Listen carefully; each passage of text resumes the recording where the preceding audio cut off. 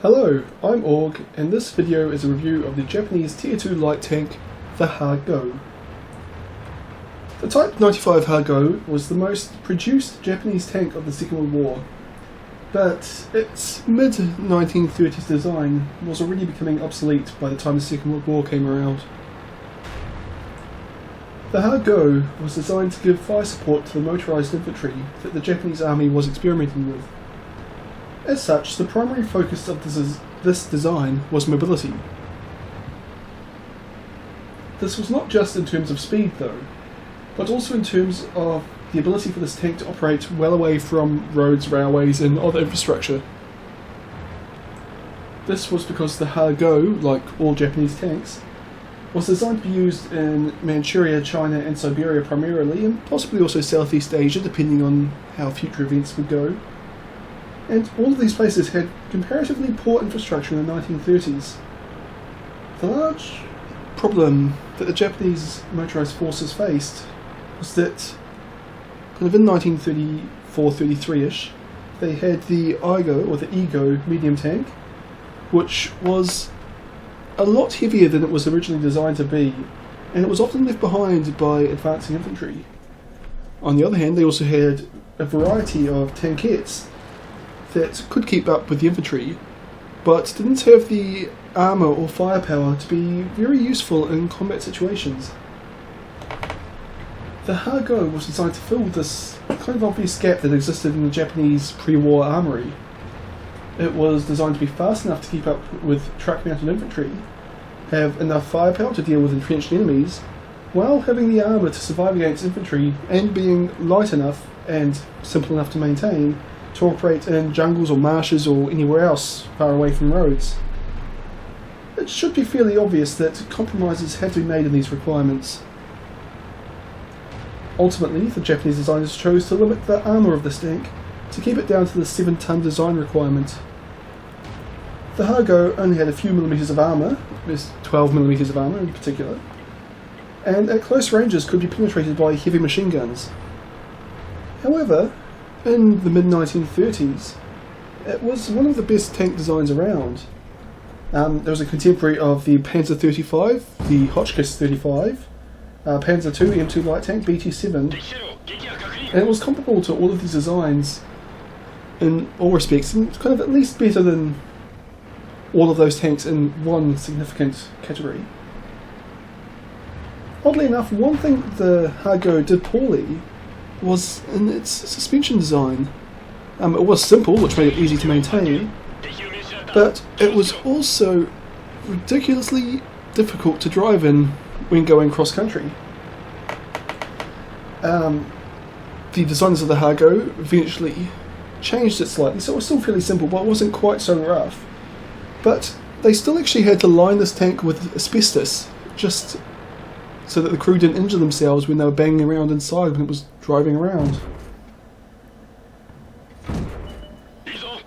The Ha-Go first fought against the Chinese starting in 1937, where it proved more than adequate considering that the Chinese forces didn't really have much in the way of anti-tank weapons or even tanks themselves. So the Ha-Go received its first real test in 1939 when they were sent against the Soviet forces at Nomonhan. The Japanese intended their tanks to encircle the retreating Soviet forces. However, the Soviets were not retreating, and the Ha-Gos were instead sent against a position defended by BT tanks and anti-tank guns. Luckily for the Japanese, they attacked at night under the cover of a thunderstorm, and were able to reach very close to the Soviet lines before they were spotted. The Ha-Gos charged the Soviet line, and for the loss of a single tank, they were able to destroy many Soviet guns and advance a kilometre into the Soviet rear before they withdrew. However, elsewhere this battle had not gone so well. The older Japanese tank designs did not fare quite so well as the Ha-Go, and by the next morning after this battle, half of the total Japanese armour deployed in the area were either destroyed or in need of some form of repair. As a general rule, the Japanese did not think very highly of the Soviet BT-5s and 7s that they were fighting against, They consider them much easier to destroy than their own Hargos, but they did recognise that the BT series tanks with their 45mm guns were vastly superior to the 37mm guns carried on the Hargo, at least for, anti-tank warfare. The Hargo also played an important role in the early Pacific campaigns in World War II, particularly in the deployment of these tanks in Malaya in the Philippines. It was kind of a decisive factor of the Japanese victory in those theatres early in the war. The Hargo proved itself the equal of the M3 light tanks in the Philippines, which were a far more recent design, while the British believed that the jungles of Malaya were impenetrable to armour of any kind, so the Japanese gave them quite a shock in that respect. The Hargo would go on to serve until the end of the war, but was increasingly outclassed by newer, more modern US and British designs. In game, the Hargo sits at tier 2 alongside many of its contemporaries, and while it doesn't really shine in any one respect at this tier, it's a good all-round tank that's easily capable of carrying its own weight, and well, it's got enough good qualities that basically there's no situation that's really awful for it. Well, we'll go on. The Hargo has a choice of 3 guns. The stock 37mm gun isn't bad, but the upgraded 37mm gun offers better accuracy, aim time and penetration, so you'll want to get that gun as soon as you can. There is also an option of using a 57mm howitzer, which is not my preferred playstyle, but on average it does 70 damage per shot, so if you can make the slower rate of fire and shell speed work for you, then, well, go for it. The one real strength of the Hargo is its gun depression, negative 15 degrees. In the Hargo, hills and ridges are your friends. You want to poke your gun over and expose just a tiny bit of your turret, and well, then you can just fire away and the enemy are very unlikely to hit you, as you've kind of been seeing me do with, well, a couple of tanks here. Unfortunately I'm sucking at hitting them as well, but they also haven't hit me yet. The armour is the big weakness on the Hargo.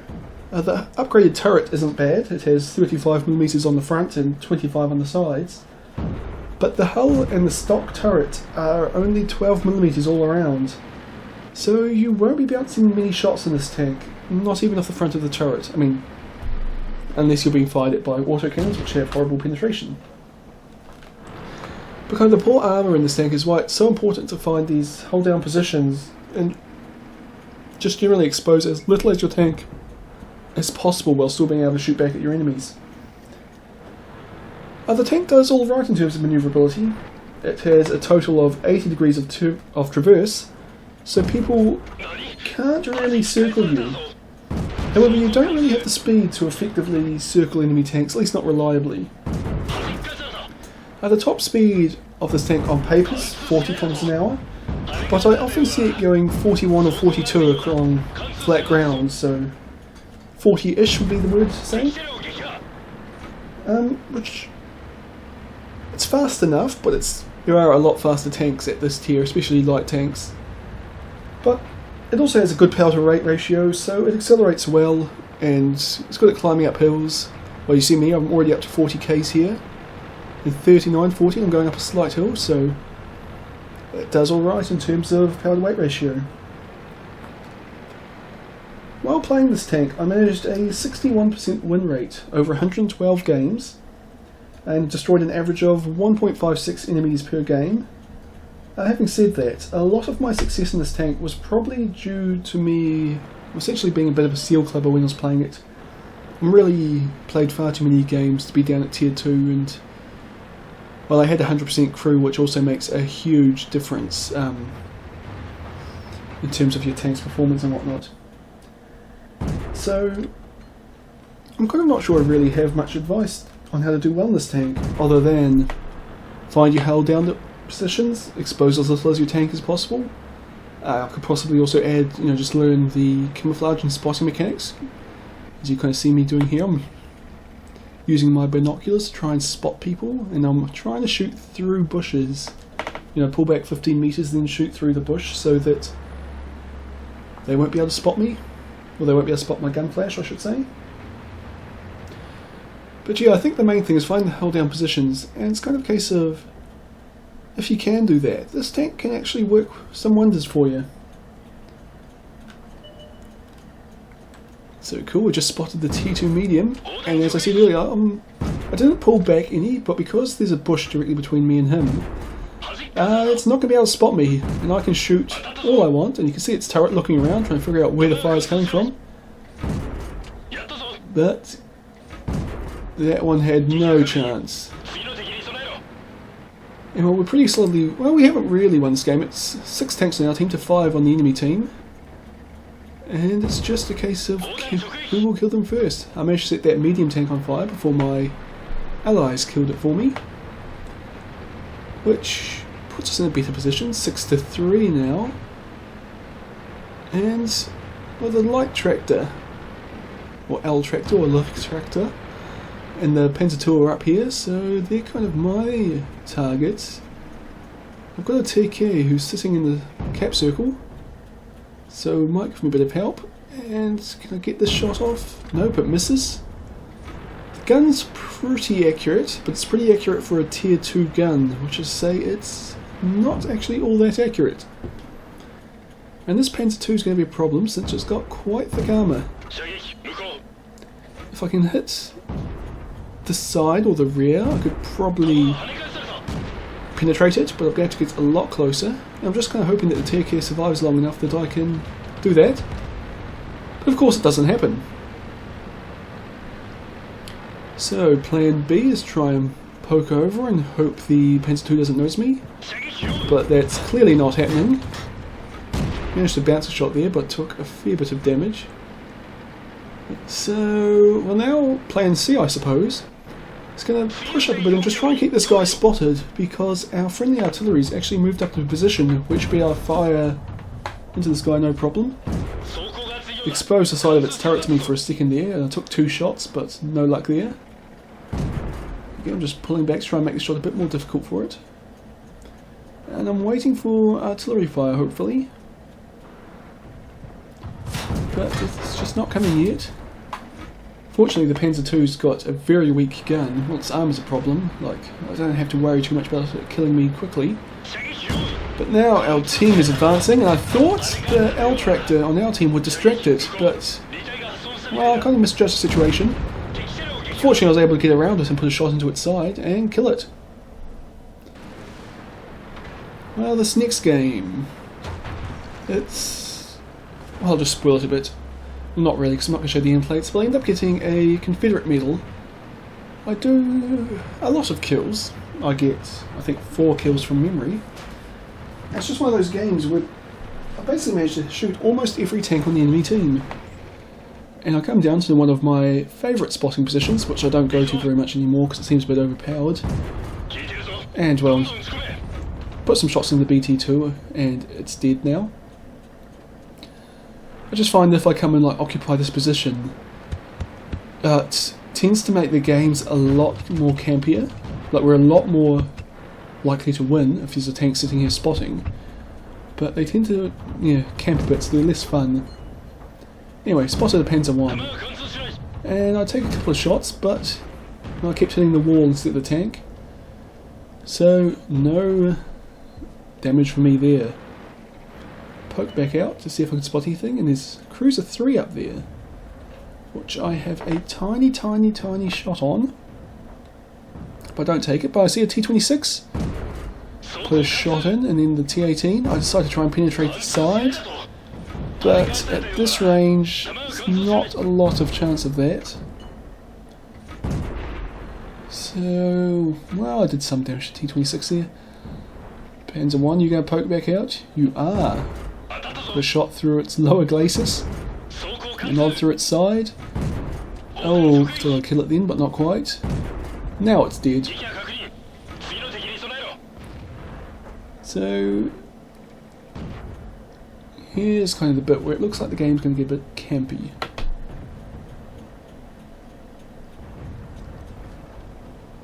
Except a Panzer II comes running around the bottom of the map. My first shot was horribly aimed and misses. That shot had absolutely no hope of hitting it. Third shot goes in and my team kill it, and I didn't actually realise there was another tank behind it. But I bounce a shot off it, and it pulls back behind the house, and again my team kill it. So, well, now we're actually winning pretty easily thanks to those two just charging out like that. The only question is how to advance. Because the thing is, we can't really attack up this ridgeline until that cruiser and Panzerjäger over there are killed. I was hoping I'd get shots on them from this position, but obviously not. So I'm going to move up onto this hill a bit, and hopefully my team will keep spotting them, and I can kind of snipe away at them from back here. But, well, that's not going to happen because my allies that were spotting them are now dead, and I'll actually be the nearest tank to be able to see them. First, we see the rear of a Cruiser 3, which I managed to get the kill on for, what's that, kill number 2? Oh, and I couldn't see the Panzerjäger and the Cruiser 3, but they can clearly see me. That was, I think I took one hit from each of them there. So I pulled up into cover, and I'm just kind of waiting to see if they all get spotted by someone. Maybe I can, oh, there's the Cruiser. Put a shot in it, fires back at me. Pull back slightly, just looking for a better position to hide most of my tank. But it does the same thing. And now we are just waiting for the other to pop out. And well, it's pretty clear neither of us are going to, so once it's disappeared, I figure it's also probably stopped spotting me. And I'll just continue up the hill.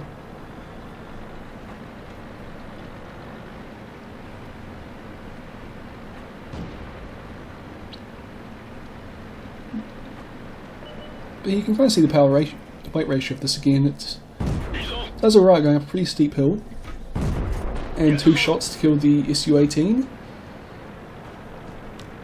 Which, well, Su-18s, I suppose they're useful. Well, all artillery is kind of dangerous. And someone took a shot at me from over there. Oh, a shot each from the Cruiser and the Panzerjäger. Shouldn't have stuck my head out for that long. Okay, well obviously I'm not going to have any luck at sniping away at those two. So I'm just going to have to try and work this ridgeline and see what I can do here. There's a T-26 around this corner and I don't really want to charge out in front of it. But luckily it looks like it's going to charge out in front of me. And I track it. And well, my friend the Su-18 kills it, but there was a T-18 behind it on full health. And it can pretty easily kill me in one shot. And this guy's, well, he's not like the T-26, it's not going to rush out in front of me. And we've kind of, well, pinned each other down here a bit. So what I eventually decided to do is to pull back and try and get more than 50 meters away from it. Just because then I'll be able to, you know, move away without it realizing I've moved away. And I think I've just done it. So I'm just going to turn my tank around. And I was going to take some shots at the Cruiser 3, but I realise it's now dead. I'm going to poke over.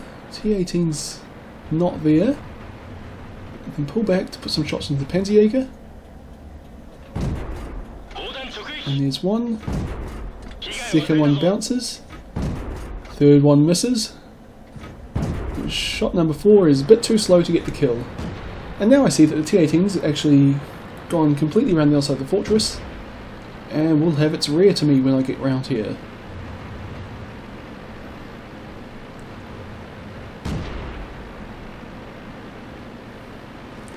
Oops, I've just lost it, but I spotted it again, it's got its side, and at this range I can quite easily penetrate the side of the T-18. 3 shots. And my 4th gets the kill. And as I said, that was 4 kills and a Confederate medal since I shot just about every enemy tank. No, there were a few up on the south end of the ridge that were killed without my help. But I still shot a lot of enemies in that game. Anyway, this one, it's on mines, and being a light tank, I'm going to try and take the hill. Even though I am... Well, this is a tier 4 game? No, it's a tier 2 game. Why did I think it was tier 4? Anyway, top tier, so of course I'm going to go and charge up the hill. Our T7 car there kills the enemy Cruiser 3, which was rushing for the hill. I managed to get a lucky shot into the side of T18 there. Shooting on the move with a tier 2 accuracy gun doesn't often work for you, but it's worth taking the chances occasionally, just because sometimes you'll do that and take, you know, a third of the health hit points of a T18. And now I'm in a position where I can start flanking people. Managed to bounce off the T2 medium, but my second shot goes in, and my third shot gets the kill. Here's that T18, it's got its side to me still, and, well, I get the kill. And there's lots of, well, a couple of enemy tanks on that island. Artillery's taking a shot at me. Spot a T7 car, so start putting shots into it, using my excellent gun depression here. And it's not even trying to defend itself against me, but it got into cover before I could finish it off. And there's another T7 car. Why are there so many T7s in this game? But anyway, spotted the artillery. And the T57's actually got pretty thick armour for a low tier anything really. So I'm bouncing a lot of its shots off its upper hull. But its gun, which is unarmoured, is just a very small target for me to hit. So I persisted and eventually I was able to get 2 shots through its upper hull. But now I am all alone up on this hill. And that T7, I thought it was going to push around the corner and try and shoot me in the back, but instead it's running away. Which I suppose works out well for me, except if I had stayed where I was, I could have killed it really easily. I decided to go over to the other side of the hill to try and support my allies in the town. Although, just looking at this, it's 2 tier 2s versus a tier 1, they probably don't need my help. Oh, and the enemy T7 car is straight up here. Take a shot at the T1, and I put well, it hits, but one of my allies gets a kill. But I managed to hit the T7 on the move and get another kill there. Heading back around to my original position, or near to it at least, because I can see that my allies, well, they look like they're about to start pushing in towards the enemy's cap. So having a bit of fire support up there would do them a world of good. I don't see any targets yet, but my binocs are up, and there's a medium tank.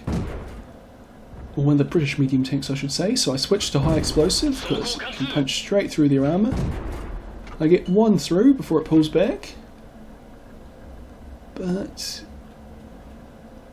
is it going to poke out again? Probably not. Usually the people up on this hill camp pretty hard. Something shot at me, but still haven't spotted anybody, so I'll just sit tight here.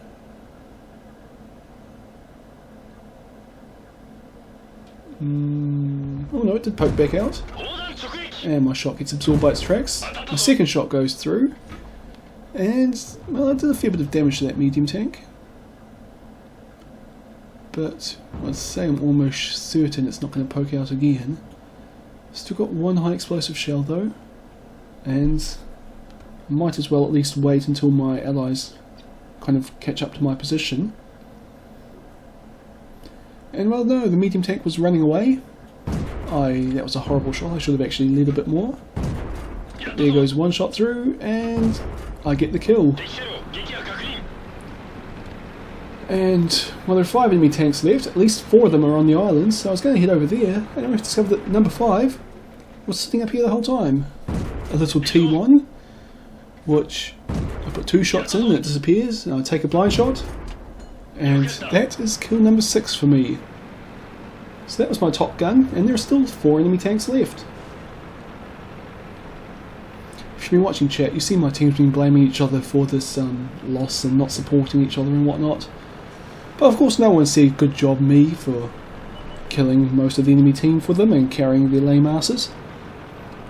But these are the kind of games you actually need if you want to get really, really good scores, because you kind of rely on your team sucking just a little bit less than the enemy team, or perhaps just a little bit more than the enemy team so that you can just carry your team a bit. Okay, see a Panzer II, advancing down towards its cap, put 1 shot in, 2 shots in, and it gets a couple of shots into me before I get the kill. And those shots that the Panzer II did there were the first damage I'd taken in this game.